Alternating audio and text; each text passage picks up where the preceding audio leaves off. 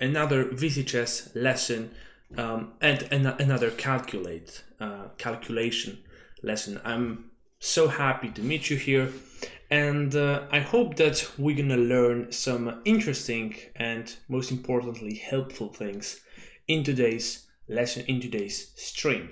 So basically what I would like to do here is to go through a little more complicated examples than we were discussing previously, the last week.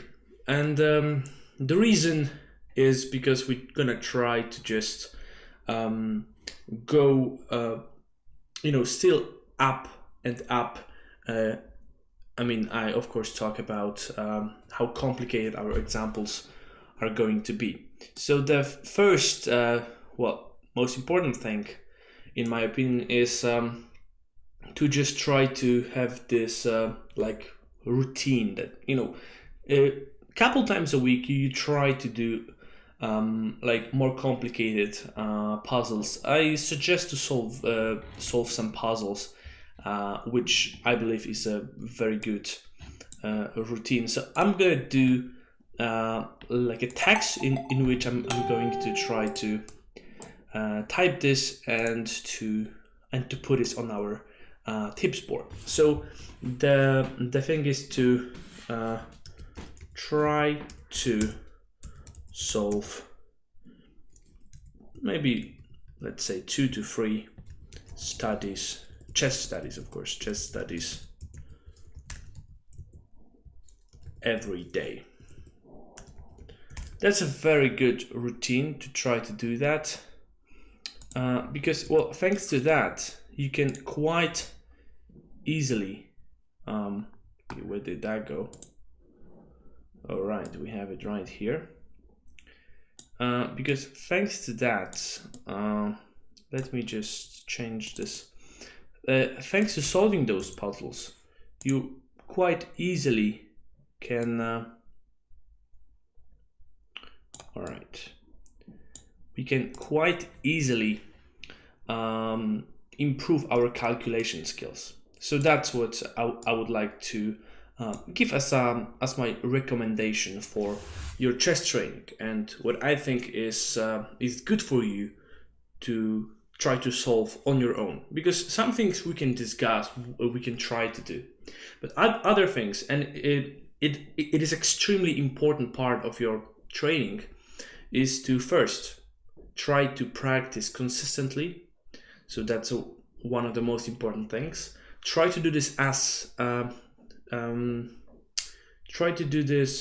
every day. So basically, if you can do this, or at least a couple times a week. Don't try to I have a training once a week, but 4 hours. That's just, it doesn't make much sense, because, well, you need to practice, and you need to be consistent, and you need to do it regularly. So let's say once a day, half an hour, just doing some puzzles. That's gonna basically improve your chess, and just gonna be very, very good for your chess growth.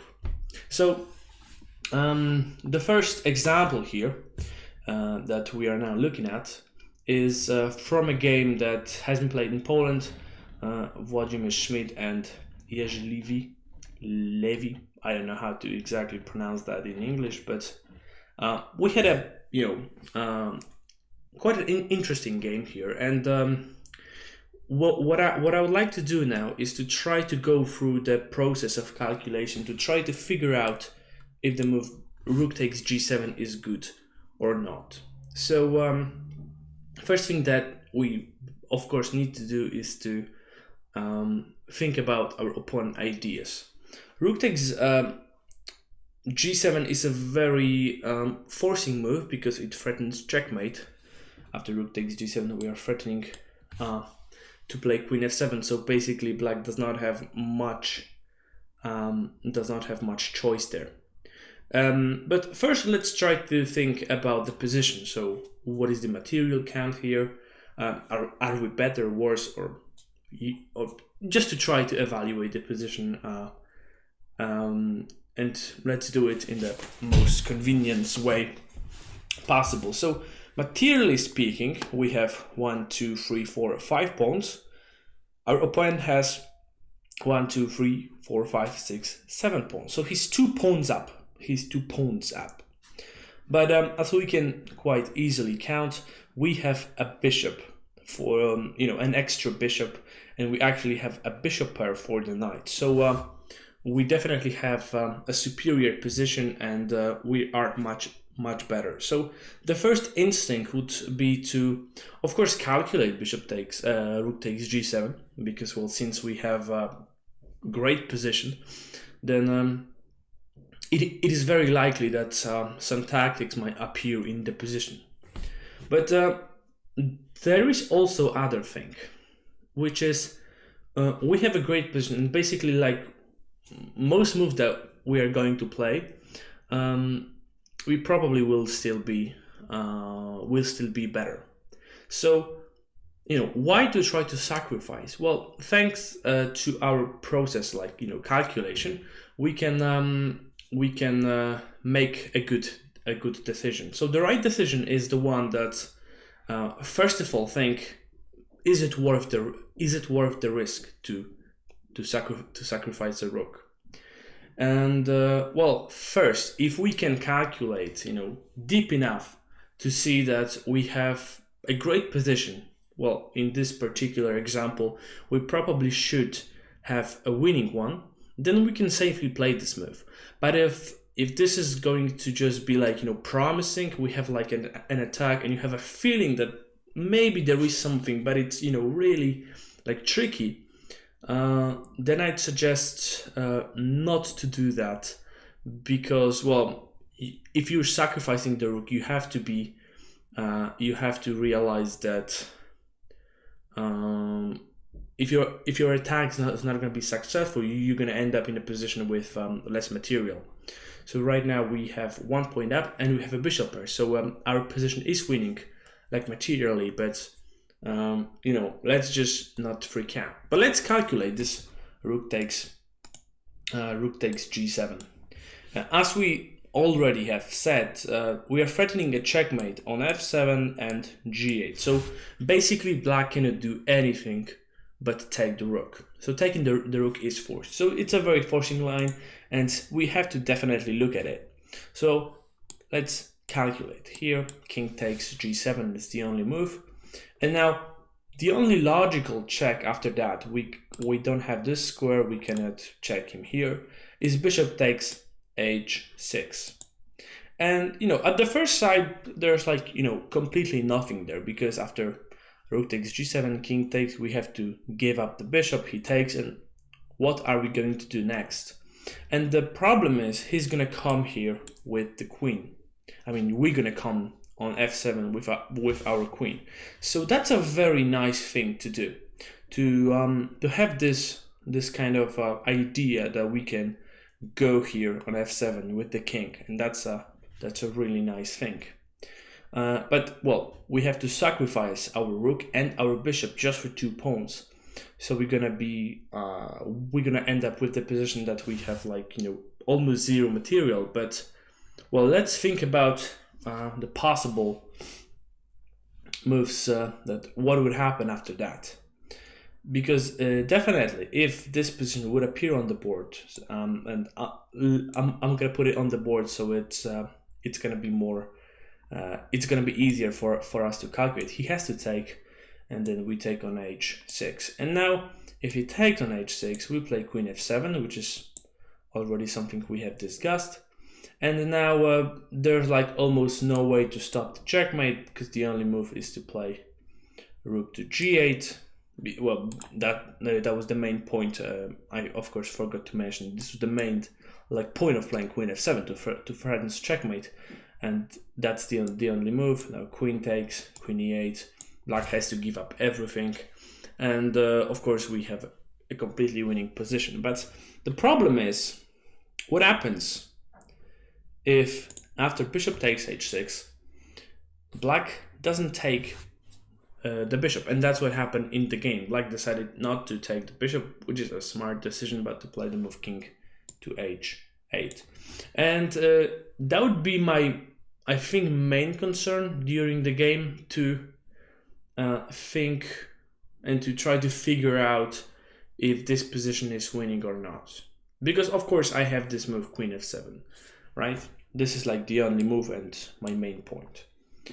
Black is probably going to play rook to g8. I'm gonna take on f6, king h7, and where's the mate? I can play queen f7. He goes back to h8, to h8. Nothing really happens there.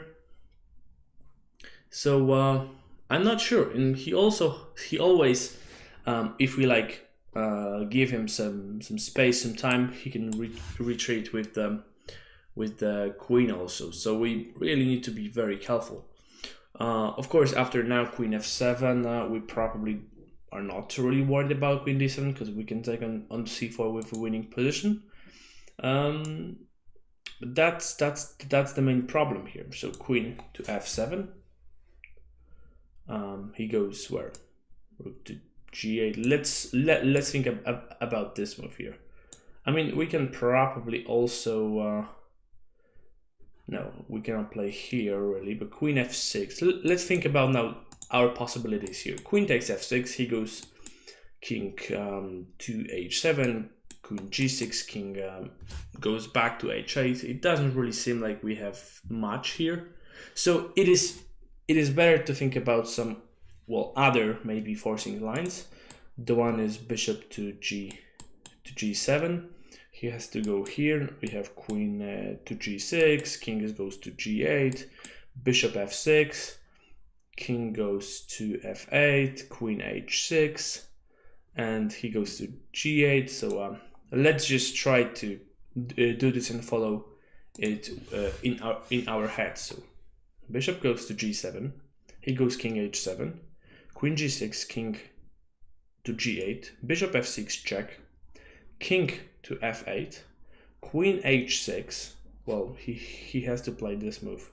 King to g8. Queen h8. King to f7. Queen g7 checkmate. So this is a very forcing line that leads to a checkmate. Now let's just show you how to do this here. Those are basically the only moves that can be played here. And king g8, queen h8, king f7, and queen g7 checkmate. So that's not possible. So again, let's just think about some other possibilities here. That's basically how the game ended, so that we can say this as well. But that would be a problem for me after queen f7 to think maybe there is something else. Maybe black doesn't need to go queen to d7. What about rook to g8? And rook to g8, queen f6, king h7. I don't quite see a good way for white now to proceed. I mean, after some analysis, I found this move queen h4, which probably leads to a good position because we are threatening checkmate here. Black needs to play some move like rook to c8, let's say, and we have like a very complicated position in which, white is winning, but it's very difficult to find. So if you're in the mood for a very complicated position, you can do that. But since you have a really nice position here after king f8, you don't really need to take on g7 and to go for this very complicated line. I would actually suggest just to play bishop to f4. And now, how is black going to defend the pawn on d6? He cannot really play at b7 because we can take that with the queen, or of course just to take the queen on b5. So the only move according to an engine is bishop to e7, but after now bishop to d6. We have all sort of ideas with giving a check and some kind of things like that. And this is just completely winning, and it doesn't really take a genius to figure it out. So now that's what I would call most practical way of playing this position, not to just go for this rook to g7 line, because it's really difficult to calculate, and sometimes it's not so good to do that, because, well, you can be so sure when you're thinking about the position that will appear in your head after, let's say, 10 moves. Well, black has a lot of pieces on the board left, and well, you can check, you can actually think that you have like a force made in like 12 or you know, something like that.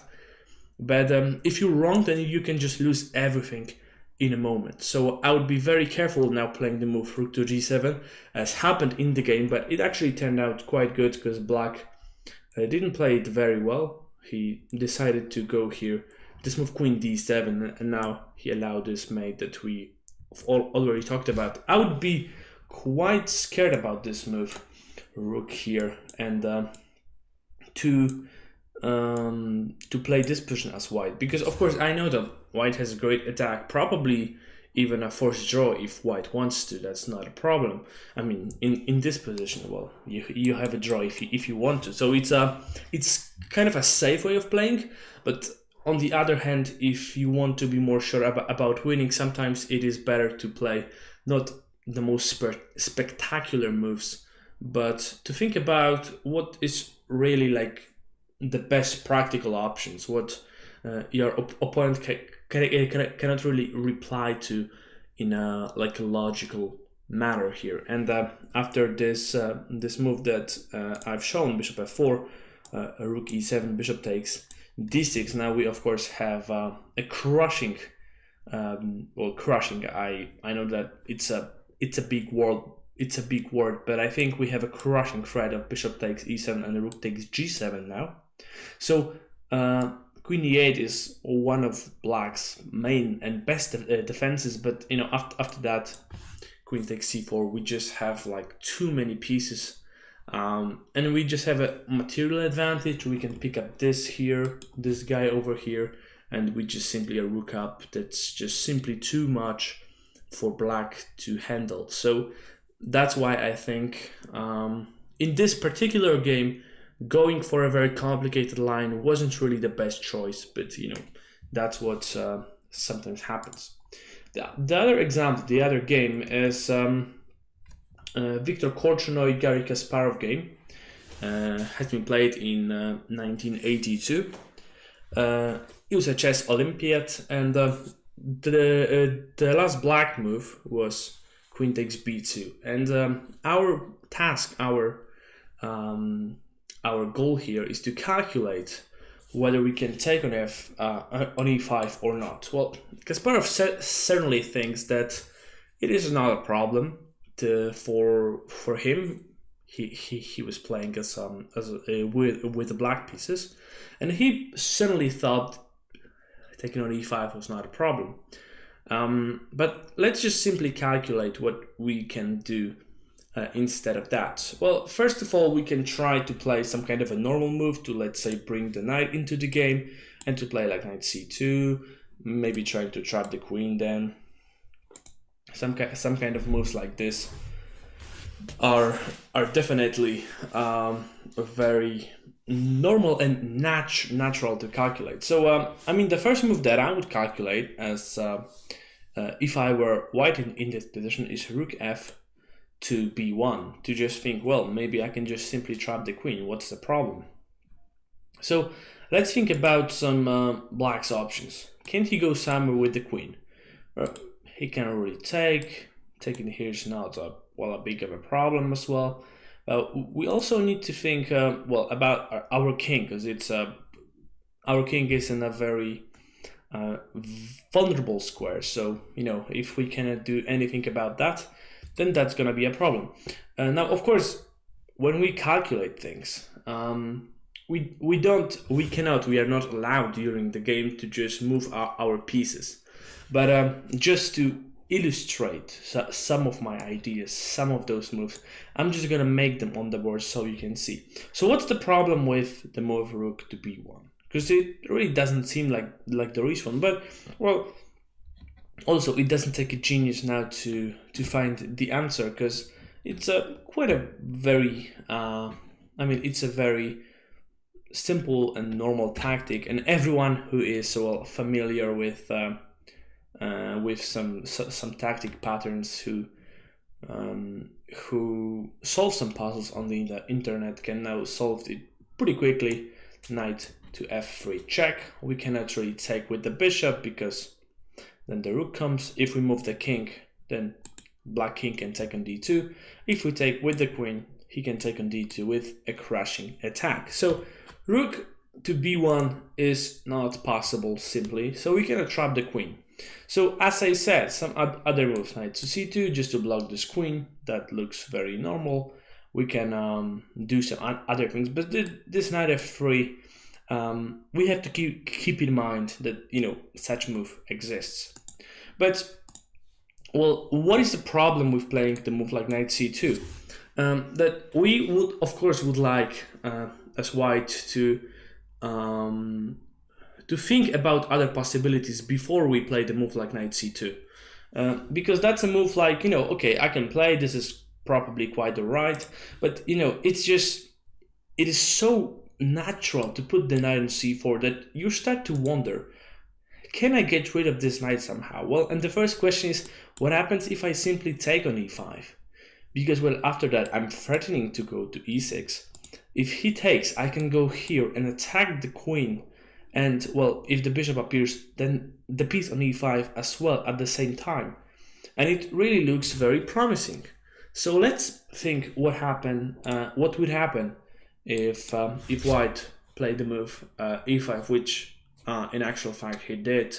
So we're gonna follow that in a moment. But let's just think, and if you out there, if there's anyone who would like to join more actively into the stream, you can type your ideas below in the comment section. I mean, not below, but next to, I mean, this side probably, yep. So you can type and think about what is the problem with taking on e5, or maybe there is no problem. Maybe it's just a very good and nice move. But what did Kasparov prepare? What was his idea to allow this move? And you know, maybe he was just well, he wasn't very careful. That's the one thing. But what I found very interesting here was that he was just, you know, he just took on b2. He didn't really think like he wasn't scared to take this pawn on b2. Well, I would be, because this threat rook f to b1 is consistently in the air, and black, well, even though black has a tactic now to defend against that, black really need to be careful, because that threat is still in the air and it can be very painful. So let's think, what can black play after taking on e5. It's quite obvious that we don't have a good check there, because the only check possible is rook f2, which leads to like nothing. So black cannot really give a good check. But of course, the very normal and easy way for black would be to take on e5, because he's attacking the pawn on g3. So that would be well, quite a good way of playing as black, as white. So let's think now. White takes on e5. Black recaptures with the bishop. Our idea was to play knight c4, attacking both of these pieces. And now, let's say the black just wants to move the queen, but first he takes on g2. Well, we as white play like, you know, the move king to g2. We don't really need to be that worried about this queen, since we have it protected. So knight f4. Knight f4 ideas aren't working right now.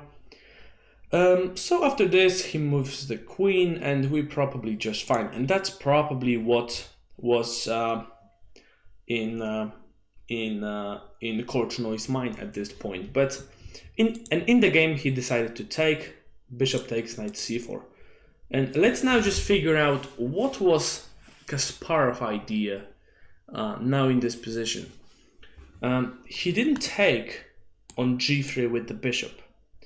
Well, according to an engine, black could also play the move rook f1, apart from what he actually played in the game. But this position, well, at the first sight looks quite dangerous for white, but also when we like start to think about it, it's not that horrible. But of course, knight to g3 is the move that comes to mind first. So what was idea now here for white? So what white has planned here. Rook to f8. Of course, that's a very natural move because we don't want to have this possibility for black to take on f1 with a double attack on the king. So we just get rid of this. Black takes with the rook, and now in the game, of course, taking on b2, which is like the first idea from an engine. Engine just suggests just take on b2 and just play this horrible endgame. I mean, everyone who is able to calculate at least a little bit can say that this is just awful, right? Taking on c3, taking on c3, bishop goes to like f3, and that's just horrible. This position, like white is down like a million pawns, so that's not possible to play. And even though computer thinks it's the best way, of course he's just giving like -4 for black.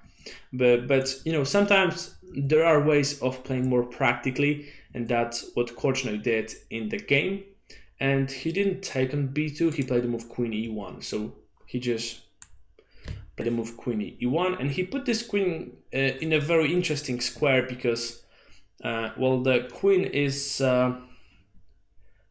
one square from this knight, but diagonally here, which is the best position that you can have with like any of your pieces when you're playing up against knight, to have this particular setup, because the knight it takes the knight 3 moves, at least 3 moves to attack your queen. So that would be one way, for example, but you cannot do that quicker. So that's a good way to make sure that you're not falling into any discoveries like in Blitz or so.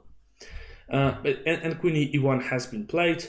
Black of course took on e4, king g2, and well, now while maybe you were thinking that, well, something super crazy, Kasparov prepared super crazy, then you're just wrong, because Kasparov now just simply played the move queen c2, and he win quite easily. Well, since the black king is in a lot of danger, and black is up 2 pawns. That's a very simple way, but suddenly the move rook f2 was actually winning as well. And that's a very interesting line, because well, for us to just think about this kind of moves, this kind of possibilities are very hard to calculate at first, because, well, he takes on f2, no, because taking, we have to take and to take on b2. But suddenly after this move, black has this amazing opportunity to go here, and well, it also, of course, now king takes h3 just simply runs into knight takes f2 with a crushing position. After that, queen takes a1 is simply horrible. So king to g1 would be like a better choice, but then queen a1 check, so that's not possible. But king f3, and now that's a very funny move. Bishop goes to g4, and now well, that's just crazy at first. But basically what is the idea here is that after king to g2, queen a1, and we basically exchange the rooks, but our queen are not getting exchanged, and well, we are winning something here, obviously, because now there's like simply no way. For example, if knight takes on e4, we have this amazing move to go here, and after king takes queen h1, we have just too many threats with king being so exposed on g2. So that's one idea. And the second one, which was also very interesting now, was, of course, he cannot take on g4, that's obvious, but after king goes here, now just simply queen c2, king again has to go somewhere, and now we can see the power of the bishop pair here. King has to go here, queen f5, very nice move, just not allowed any of this, and well, that's just simply over, now made in a couple moves. So I mean, that was a very nice and crazy line, but in reality, no one plays like that, to be honest. Because, well, if you can just simply play Queen C2 and just be simply much better, and you have like no risk at all, then why bother, calculating some Rook F2 craziness? But just for the entertainment, it was nice to show, because, well, the line was truly great when it comes to some calculation tactics and all those, well, tacticals opportunities. But here we have a possibilities. Well, white take on e5, and now Kasparov, instead of going also quite easily knight d2, which was winning, he decided to play now more crazy with Rook f2, Queen takes, Knight takes. Now black, of course, white cannot take because of Queen to d2. So Rook a2 happened in the game, and now the position would be probably about equal, if not for the one move, which is Queen to f5. And that's of course winning, because the Queen is attacking h3, is protecting f2, and is attacking e5. So it's a multitask move. It has a multi-purpose, and it's just a great way of how it's a great example of how you should play with your queen. The queen is the most powerful piece on the entire chessboard, and during the chess game, it's of course the most powerful piece, right? That's why it has 9 points, and other pieces has less. So that's why we should be very careful of how we are playing with our queen, just to, well, first of all, not lose our queen. That would be horrible. But other way is, when we have a queen, how do we, try to play with the queen? And the one way of truly trying to take advantage of how the queen is, of how powerful the queen is you should try to think about the squares where the queen can just come and attack and just do as many jobs as possible. So now this queen is just doing like a lot of stuff, and people, I mean, it's quite obvious when you think about it, but a lot of people just don't think about it, and then just play with the queen to just attack something like a one pawn, and then just they go another way, and that's okay. But it is better when the queen is just doing some other stuff, and it's just so hard to calculate when you're playing against the queen, because the queen can just go here, attack 2 pawns. You think you have everything under control, you protect those 2 points, and then the queen just go another way, and this move was to distract you from protecting some other pieces that the queen's going to be attacking in the next move, and so on and so on. So that's why the queen is so powerful. And in this particular position, well, knight to d7 happened, and now of course queen to d7 would not be so great because king f2. So knight to d3 happened. So now the queen, the king has to be very careful so it's not getting, well, checkmated or anything like that. Other possibility here was to play knight takes h3, which was also winning, but okay, knight to d3 happened, and now bishop to h6. What was really interesting here is that actually white had a draw here, which was just like blowing my mind when I was looking at this game, and just the way that black had like all of this advantage and all of those opportunities to win, like you can do like whatever and just win. And now suddenly it's not that clear, and actually after bishop to a8, rook to a8, excuse me, king to g7, rook a7, and well, it looks like black is like almost mating here, but actually there's no like a real way of doing so. Queen f3, like you can do anything, and if you let's say if you're not careful and you just like take on d2, then I think white still has a draw here. Yeah, probably just simply a draw. But you know, this pattern with just drawing this is extremely difficult. And in this example, it is drawn by a beautiful geometry. The king cannot escape to the square that he would like to, because the only square available for the king is f6. But after that, knight e4 would just pick up the queen with a winning position. So now, after let's say this move here, and if of course that would not be a very nice move because of knight g4, and well, oops, that's not what we would like to see.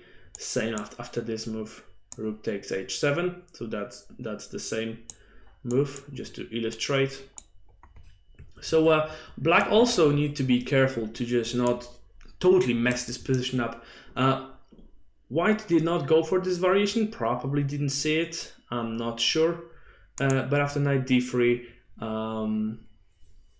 bishop h6 happened here. And now after this, black didn't give any more chances. He took on d7, rook 8, king f7, rook h8, king f6, king f3, and queen takes h3 with totally winning position now. Black can of course just simply take on h6 if he wants to, but also the king is just in a horrible situation right now, because it's just so exposed. But that's mainly what this position was about. So these two examples are not like, you know, super crazy complicated, but I think it illustrates quite well how sometimes a simple miscalculation can lead to a totally different position, at least according to the evaluation, how it can very quickly change from being extremely good to the position that is well, okay to play. Well, black or white is better, but not like that better. So it is really important, and I think it's just it's just key to realize how important those things are and to practice them, because you can practice puzzles very easily. Your tactical sense. You can go to let's say chess.com. You can, you know, go for a tactics trainer. You can solve many puzzles every day. Boom, over. That's it. But if you want to practice calculation skills, well, sometimes those occur also in those chess.com puzzles when you have like a study or something, and it is fine. But you know, those are rare and on like a higher level as well. So if you want to do this on a daily basis, I would suggest to just, I don't know, go to Google and just type chess studies, and I think that there are. I think you can download a lot of them, but also you can search them up online and solve, like, you know, as we already said here, 2 to 3 chess studies every day. Solving one study, well, it depends on the level of the particular study, requires about from like, I know, 5 to like maybe 20 minutes. So with a half an hour training, you can do this, and basically your calculation abilities is just gonna, you know, skyrocket. You're just gonna be like the king of the calculation. And if you can combine this with solving puzzles and maybe trying to think something about the strategy, at least some basic thing about the strategy, and I don't know, you can play some games, analyze them, and you have a repertoire, like opening repertoire, then you can just make huge progress in a very short amount of time, and the results are just going to be crazy. So that would be it for today. I hope you enjoyed the lesson. If you have any ideas, you have any questions, then you can either type in the comment section here, or you can go to my Facebook page, which is linked in those panels below. You can send me a message, and I'm gonna try to make a stream or a video on YouTube on the particular topic that you're interested in. And well, thanks everyone for joining, for watching, and see you on Monday, I believe. So bye.